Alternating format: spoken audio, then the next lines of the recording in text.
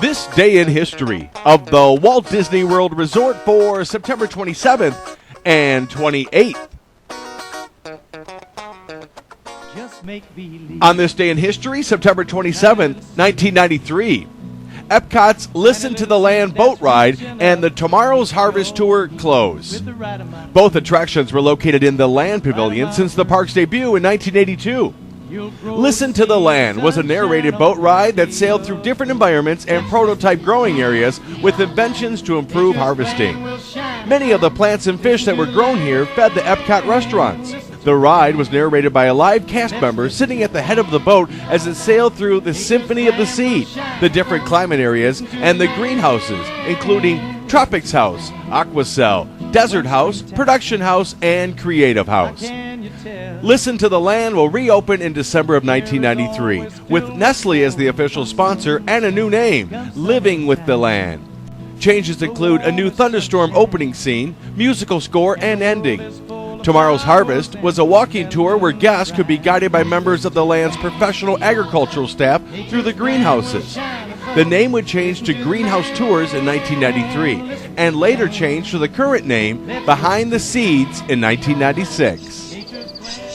September 27, 2008.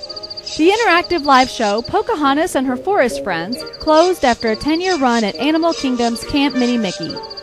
The stage show was based on the characters from the Walt Disney film and told the story of Pocahontas and her forest friends, where live forest animals took the stage in a nature grove to demonstrate how they could help save the forest.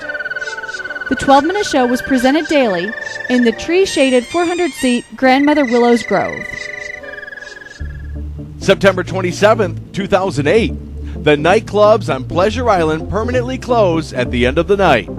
As guests lined up to say goodbye, the crowd included many of the island's past actors and cast members, some of who started to line up at 9 a.m. to ensure entrance to what would be a very emotional and busy night. Last night highlights included Frankie and the West End Boys playing on the waterfront stage, the members of the Adventurers Club being unable to raise enough money in their nightly Radiothon fundraiser lost the lease on the club. One last New Year's Eve was celebrated, complete with a fireworks show put to music using popular songs heard on the island over the years, and the final song played outside was Closing Time for the band Semisonic. With that, the island was officially shut down. September 28, 1982. At Epcot Center, Canada, China, and France open around the World Showcase as the park has a soft opening in preparation for its grand opening. The Canada Pavilion is designed to remind the guests of the Canadian outdoors. The pavilion is designed with a canyon, a waterfall, gardens, and a pool with fountains and totem poles. The China Pavilion features a large Chinese gate, a courtyard dominated by a Chinese temple, shops selling Chinese merchandise, and 2 Chinese restaurants. And the France Pavilion is themed to look like a Paris neighborhood with a pool and fountains and a view of the Eiffel Tower. Most of the shops in the street are actual shops selling French goods such as perfumes. September 28th, 2008. Disney's Animal Kingdom welcomes a baby giraffe, Banzu, a name meaning the biggest and strongest fish in the sea. Banzu entered the world at 6 foot tall and 155 pounds. He was the 4th male and 11th giraffe overall to be born at the kingdom since the park opened in 1998.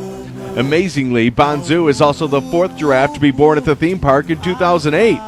He is the 2nd calf for his mother, Nikki, whose first offspring was a female named Rory, born in 2006. And that's this day in history of the Walt Disney World Resort for September 27th and 28th. This will be the final new episode in this series, as the September 29th episode was the first. Thanks for watching, commenting, and subscribing. It's been a blast. Be sure to check out the next episode, September 29th. It was the very first one we made. We'll see you then.